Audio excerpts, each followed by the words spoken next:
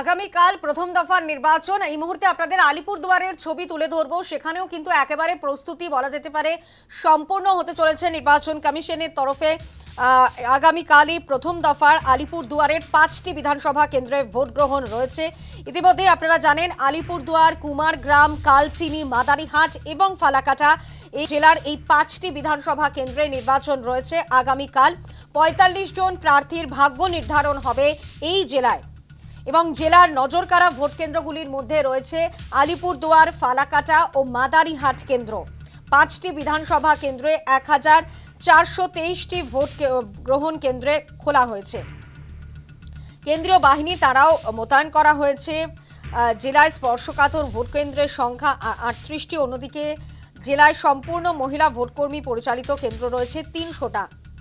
ভোটের প্রস্তুতি একেবারে তুঙ্গে বলা যেতে পারে। 5টি আসনে ভোট গণনা হবে আলিপুরদুয়ার বিশ্ববিদ্যালয়। জেলায় মোট 45 জন প্রার্থীর ভাগ্য নির্ধারণ হতে চলেছে এবং সেখানে আলিপুরদুয়ার, কুমারগ্রাম, কালচিনি, মাদারিহাট এবং ফালাকাটা জেলার 5টি বিধানসভা কেন্দ্রে ভোট গ্রহণ রয়েছে আগামীকাল। ডিসিআরসিতে জোর ব্যস্ততা। ইতিমধ্যেই ডিসিআরসি থেকে ইভিএম মেশিন নিয়ে বুথে বুথে যাওয়ার প্রক্রিয়াও শুরু হয়ে গিয়েছে সকাল থেকে। জেলা জুড়ে রয়েছে কড়া নিরাপত্তা। আর যে কোনো রকমের অশান্তি, গন্ডগোল এড়াতে নির্বাচনের কমিশনের পক্ষ থেকেও বিভিন্ন রকম নিয়ম করা হয়েছে। আমাদের সঙ্গে দুজন প্রতিনিধি রয়েছেন। একদিকে রয়েছেন বীরভূম থেকে রয়েছেন সুজিত মণ্ডল এবং অন্যদিকে রয়েছেন আলিপুরদুয়ার থেকে, সেখানে রয়েছেন আমাদের আরেক প্রতিনিধি স্বপ্নাশিস চক্রবর্তী। স্বপ্নাশিস, প্রথমেই তোমার কাছে একটু জানতে চাইবো যে একেবারে বলা যেতে পারে ভোট প্রস্তুতি একেবারে সম্পূর্ণ বলা যেতে পারে, কারণ ইতিমধ্যেই আমরা জানি যে আগামীকাল এই আলিপুরদুয়ারের 5টি বিধানসভা কেন্দ্রে নির্বাচন রয়েছে। জেলা জুড়ে কড়া নিরাপত্তা রয়েছে। ডিসিআরসি থেকে একেবারে ইভিএম মেশিন নিয়ে সকাল থেকেই চলছে বুথে বুথে যাওয়ার প্রক্রিয়া। ভোট কর্মীরা তারাও এসে পৌঁছেছেন। কি ছবি উঠে আসছে স্বপ্নাশিস? দেখো, সকাল থেকেই যেই ছবিটা আমরা আলিপুরদুয়ার বিশ্ববিদ্যালয়, যেটি আলিপুরদুয়ার সেন্টার বানানো হয়েছে, সেখানে সকাল থেকেই কর্মীরা যারা রয়েছেন তারা একে একে করে আসতে শুরু করেছেন এবং তাদের যে নির্দিষ্ট বিধানসভা কাউন্টার রয়েছে সেখানে কিন্তু ইতিমধ্যেই তারা ভিড় জমিয়েছে। তবে গতকাল সন্ধ্যে থেকে একটা বিরাট অনিশ্চয়তার মধ্যে পড়েছিল আলিপুরদুয়ার জেলা নির্বাচনী আধিকারিকরা, কারণ গতকাল সন্ধ্যের পর একটা দারুণ ভাবে ঝড়, কালবৈশাখী ঝড়ে কিন্তু কার্যত এই ডিসিআরসি, আমার পেছনে যে ডিসিআরসি পরিচালন ব্যবস্থার মাধ্যমে এই ট্রেন দাঁড় করানো হয়েছে এবং বহু মানুষ বহু জায়গায় এখনো আলিপুরদুয়ার জেলা জুড়ে বিদ্যুৎ সংযোগ হয়নি। বিভিন্ন বুথ যেখানে ভোট কর্মীরা যাবেন সেখানেও কিন্তু বিদ্যুৎ সংযোগ মানে কার্যত বলা যেতে পারে 70% বুথে কিন্তু এখনো বিদ্যুৎ সংযোগ দেওয়া সম্ভব হয়নি। রাত জেগে কিন্তু বিদ্যুৎ দপ্তর, সিভিল ডিফেন্স, ফায়ার ব্রিগেড এবং জেলা প্রশাসনের লোকজনরা লেগে রয়েছেন এবং তারা যেটা বলছে যে গতকালের রাত কিন্তু একটা লম্বা রাত হয়ে দাঁড়িয়েছিল জেলা প্রশাসনের কাছে। এই মুহূর্তে ডিসিআরসি সেন্টারের যে ছবিটা রয়েছে, একে একে করে ভোট কর্মীরা সকাল থেকে আসতে শুরু করেছে এবং তারা কিন্তু ভোট কেন্দ্র থেকে এখান থেকে ইভিএম নেওয়ার প্রস্তুতি হিসেবে চলছে এবং ইভিএম নেবার পরেই কিন্তু তারা চলে যাবেন তাদের নির্দিষ্ট ভোট গ্রহণ কেন্দ্রে।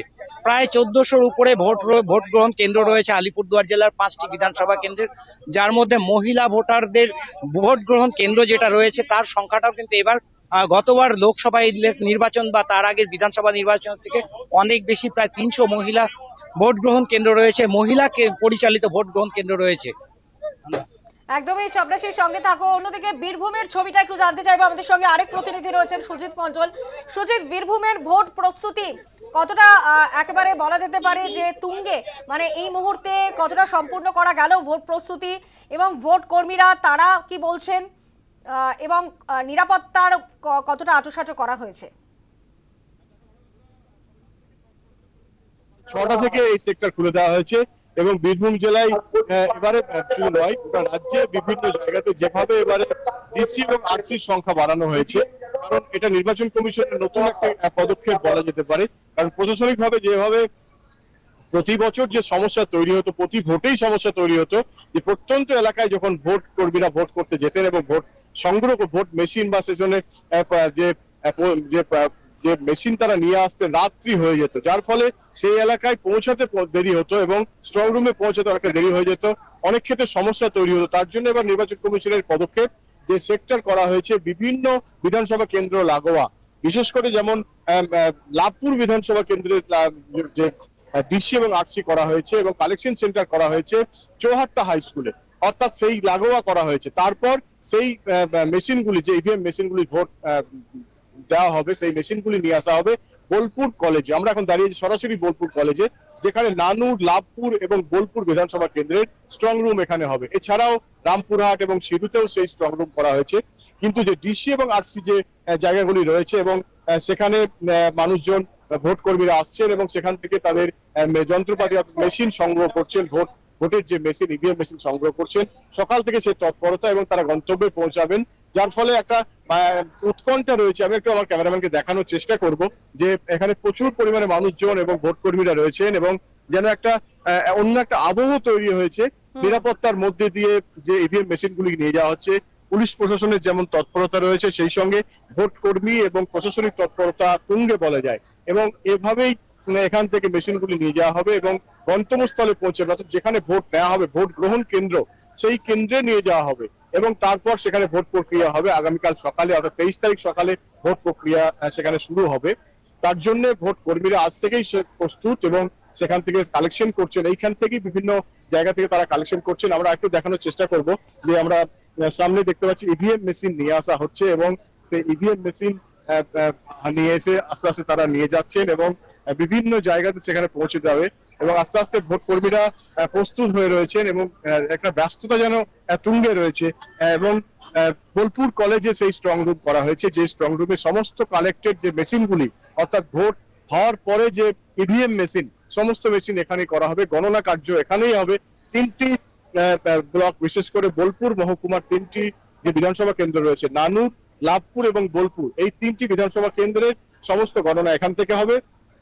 এছাড়াও রামপুরহাট এবং সিউড়ির গণনা 2টি কেন্দ্র থেকে সেখান থেকে হবে এবং যে ডিসি এবং আরসি সংখ্যা বাড়ানো হয়েছে, যার ফলে ভোট কর্মীদের অনেক সমস্যা কম হবে। এরকম নির্বাচন কমিশনের পদক্ষেপ অনেকটা খুশি। তবে এখন তারা ব্যস্ততার মধ্যে রয়েছেন, হয়তো কোনো কথা বলার চেষ্টা করলেও আমরা পারিনি, কারণ এখানে আধিকারিক যেমন রয়েছেন সেই সঙ্গে ভোট কর্মীরাও রয়েছেন। তবে একটা ব্যস্ততা রয়েছে আগামীকালে ভোট পর্ব করার ক্ষেত্রে। আজকের যে প্রস্তুতি একেবারে তুঙ্গে রয়েছে, দেখাই যাচ্ছে। সানন্দা, ধন্যবাদ। আপাতত আমাদের দুই প্রতিনিধি ছিলেন, একদিকে সুজিত মণ্ডল বীরভূম থেকে এবং অন্যদিকে ছিলেন আলিপুরদুয়ার থেকে স্বপ্নাশিস চক্রবর্তী। দুজনকেই আপাতত ধন্যবাদ। একেবারে ভোট প্রস্তুতি সম্পূর্ণ, কারণ আগামীকালই প্রথম দফার নির্বাচন।